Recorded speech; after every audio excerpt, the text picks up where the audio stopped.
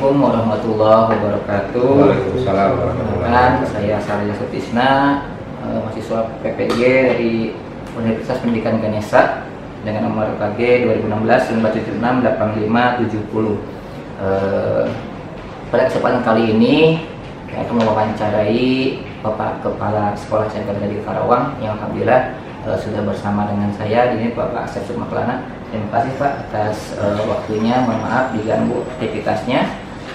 Maksud dan tujuan saya mewawancari Bapak adalah untuk mengeksplorasi dari permasalahan-permasalahan yang sudah kami identifikasi selama kemarin 6 hari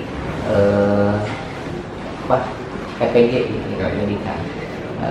Jadi ada beberapa permasalahan yang kita temukan, yaitu temukan dari identifikasi kami, gitu ya.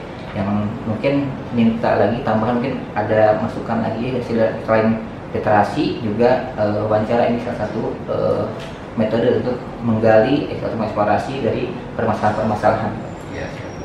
Yang pertama dari semangat belajar Pak ya, di kelas itu belajar itu kadang kita menemukan siswa itu seperti kurang semangat, nggak ada motivasi belajar gitu Pak. Mungkin penyebabnya apa Pak menurut Bapak? Jadi yang pertama terima kasih Pak Sarja untuk istilahnya dalam salah satu kegiatan PPG-nya ya, mencari mengidentifikasi permasalahan yang muncul di sekolah SMK 3 khususnya di sini.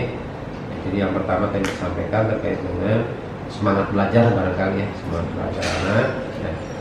Itu permasalahan itu kita identifikasi bahwa itu adalah akumulasi dari kebiasaan belajar yang terjadi selama pandemi COVID-19 ya. Kita sudah 2 tahun, hampir 2 tahun lah pembelajaran itu daring terus, jadi tidak ada kesempatan untuk tatap muka di sekolah. Kebiasaan itu seolah-olah sudah mendarat lagi, jadi kebiasaan sehari-hari. Begitu sekarang masuk ke sekolah ya, kondisinya kan berbeda, pembelajaran di rumah dengan pembelajaran yang sebenarnya di sekolah. Nah, sehingga muncul pada anak itu upaya untuk bagaimana memulihkan lagi semangat tersebut. Jadi bukan anak sebenarnya bukan malas belajarnya ya. Jadi maksudnya bukan malas belajar. Kita melihatnya sekarang itu anak seperti malas belajar, tidak bergairah. Itu yang kita lihat gitu ya. Karena itu akumulasi dari kebiasaan mereka dulu seperti itu.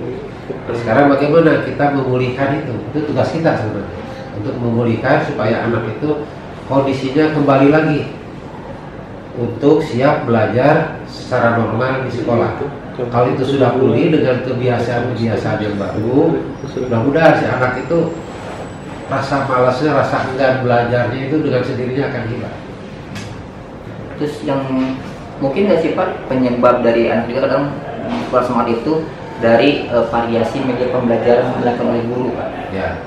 Itu kompleks ya. Kalau sudah bicara banyak penyebabnya nanti kompleks. Kita kalau bisa lagi sarana prasarana fasilitas yang disediakan sekolah, kemudian kalau misalnya anaknya mohon maaf nggak pernah sarapan gitu ya, itu kompleks masalahnya gitu ya. Ya kalau kita cari satu persatu semuanya digabungkan ya kompleks, termasuk jenuh gurunya itu lagi betul anak malas gitu, jadi malas jadi seolah-olah tidak antusias belajar. Jadi permasalahannya kompleks. Tapi kalau kebiasaan anak sekolah malas, kondisi awal yang tadi saya katakan, kebiasaan barunya belum pulih lagi, kondisi normal. Nah, setelah itu faktor-faktor lain yang mendukung ke sana pun harus disesuaikan. Karena itu kompleks masalahnya, tidak hanya satu sebab, banyak. Dari dulu kan Pak literasi Pak. Jadi selain malas dari belajar dan semangatnya, literasi juga terlihat anak itu kurang Pak. Jadi ketika ya pengalaman dari kelas itu kasih tugas gitu, soal cepat mengerjakannya gitu. Tapi jawabannya itu seperti sama semua satu kelas Pak. Jadi tentang literasi sekolah itu gimana Pak, literasi belajar siswa? Itu kembali ke pembiasaan ya. Pembiasaan tadi. Kalau belajar di rumah, diberi rasa soal, carinya di Google Form, di Google ya. Di Google itu kita tulis pertanyaan, nanti muncul jawaban. Dan jawaban itu tidak variatif kalau dari Google, yaitu. Jadi yang lain pun pasti tidak variatif, jawabannya itu. Nah, itu pola kebiasaan yang harus kita rubah. Artinya apa? Dalam pembelajaran kita jangan menyuruh anak mencari satu jawaban yang 2 kali 2 sama dengan 4. 2 kali 2 bisa 10 dibagi 12 dibagi 3. Nah, itu yang kita arahkan. Guru itu mengarahkan kepada anak untuk mencari jawaban 2 kali 2 itu tidak harus sama dengan 4. Tetapi 2 kali 2 itu bisa saja sama dengan 12 dibagi 3 atau 24 dibagi 6. Karena sama hasilnya, tapi beda jawabannya. Jadi jangan disalahkan. Kalau anak menjawab 2 kali 2 sama dengan 12 dibagi 3, jangan disalahkan. Nah, itu harus kita sebagai pendidik untuk mengarahkan anak supaya tidak letterlock jawabannya itu seperti yang ada di Google, sama semua gitu.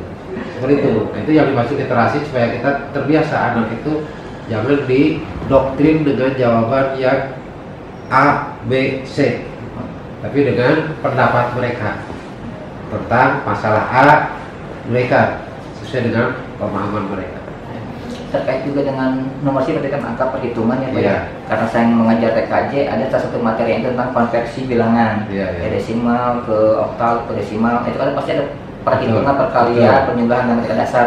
Nah, yang didapatkan itu temukan itu anak itu masih kurang Pak numerasinya. Betul. Gitu kan. Kira-kira apa Pak penyebabnya Pak? Saya melihatnya sangat kompleks kalau ini, sangat kompleks. Kalau bisa terlalu jauh, saya bukan ahli di bidangnya gitu ya. Saya menganalisisnya bahwa ada yang salah dalam pola pembelajaran numerasi. Saya melihatnya ada yang salah dalam pola pembelajaran numerasi. Jadi saya melihat bahwa pembelajaran matematika itu ruhnya belum kena pada anak. Jadi pola dalam pembelajaran numerasi, kita guru-guru terjebak dengan target kurikulum, terjebak dalam target kurikulum. Sementara esensi dari materi itu sebenarnya apa? Dulu ada, zaman saya ada aljabar, ada kalkulus dan sebagainya. Kalau sekarang kan nggak ada aljabar, itu yang nggak ada ya. Paling trigonometri dan sebagainya. Nah, esensi itu apa?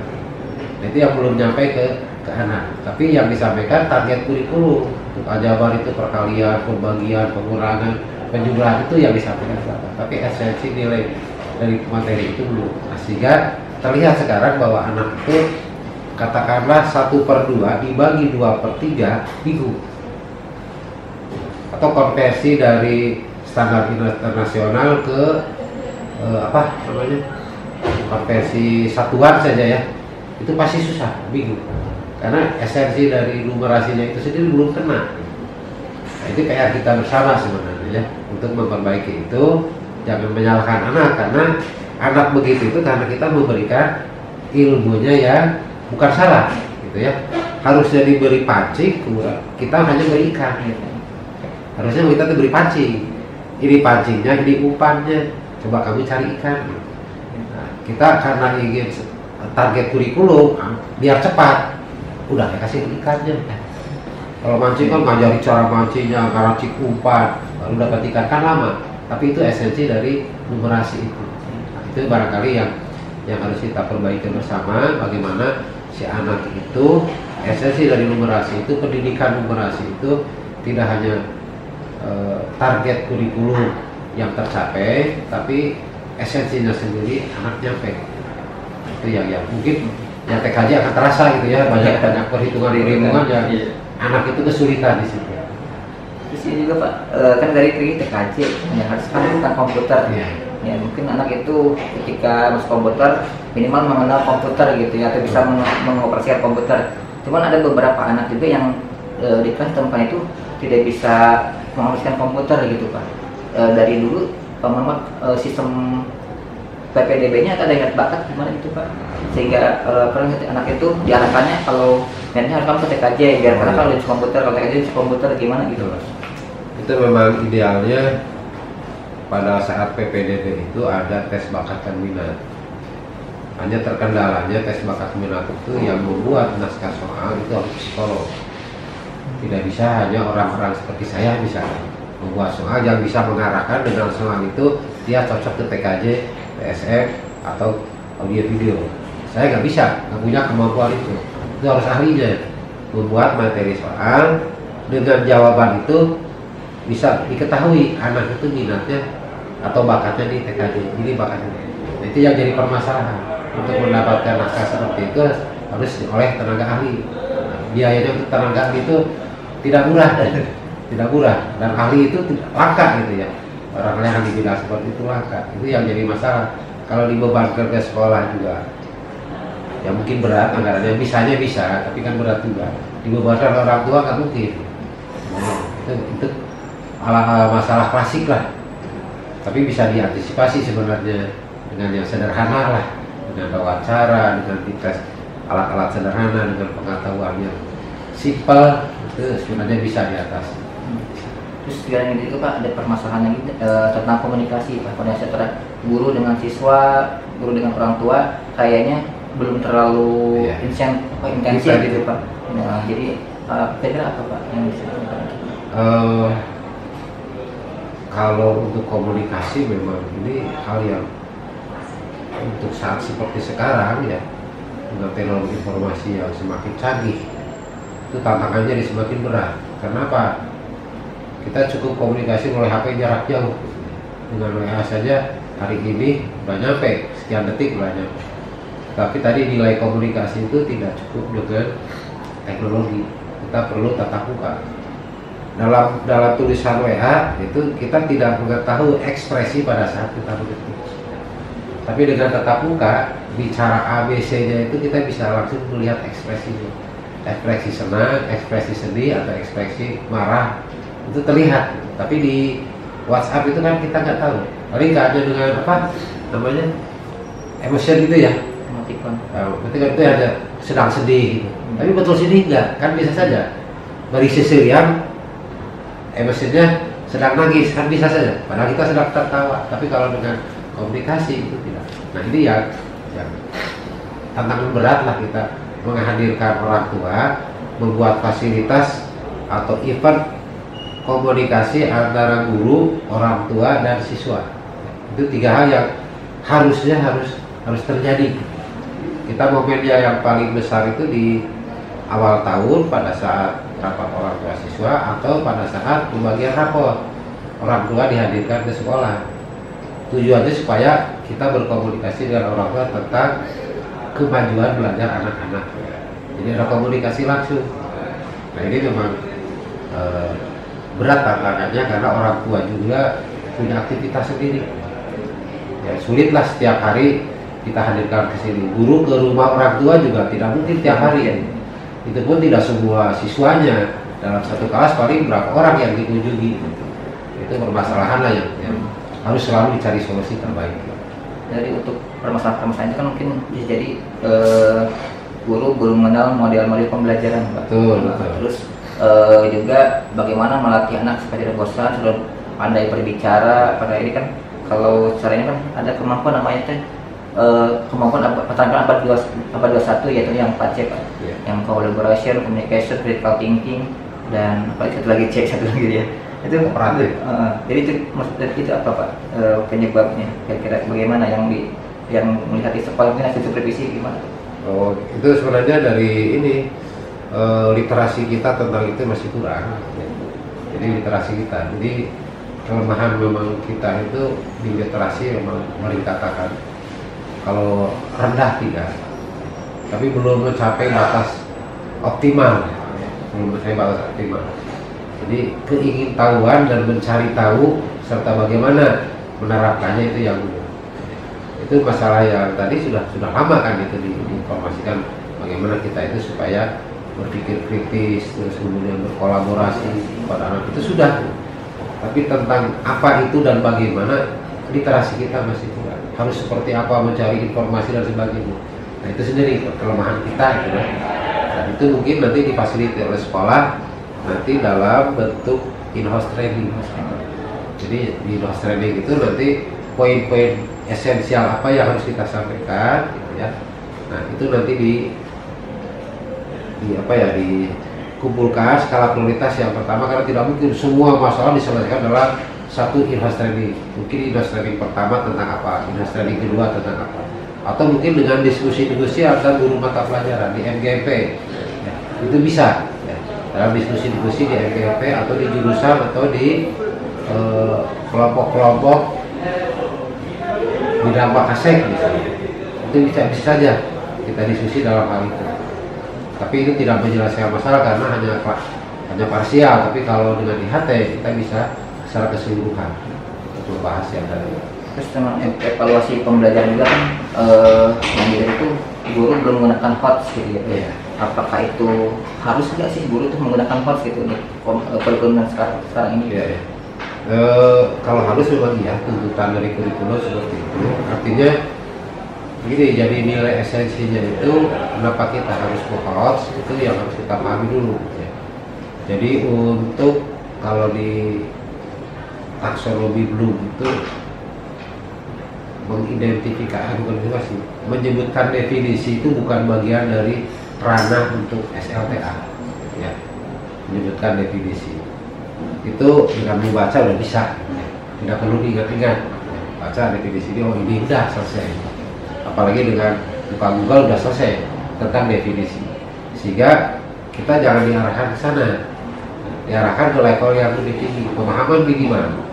Jadi bukan definisi yang ditargetkan, tapi pemahamannya tentang definisi.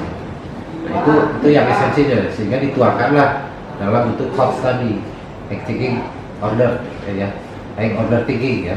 Nah itu yang harus dipahami oleh guru, bahwa level SLTA itu tingkatannya minimal hanya sampai bisa memahami. Itu yang paling rendah, memahami, bukan mengingat. Dengan memahami pasti harus mengingat dulu. Jadi otomatis untuk bisa memahami itu dia harus mengingat dulu. Jangan mengingatnya, tapi memahaminya pasti harus dia ingat. Itu yang harus dipahami. Jadi esensi dari HOTS itu memang tuntutannya itu, tapi kita harus tahu kenapa harus itu. Tingkatan SLTA kalau yang definisi tadi itu mungkin tingkatan mungkin SD gitu ya. Kita tentang mengingat dulu. Kalau kita sudah harus paham SLTA itu paling rendah. Sekali juga Pak, kekurangan guru juga mungkin belum menggunakan teknologi informasi ya dalam pembelajaran gitu ya.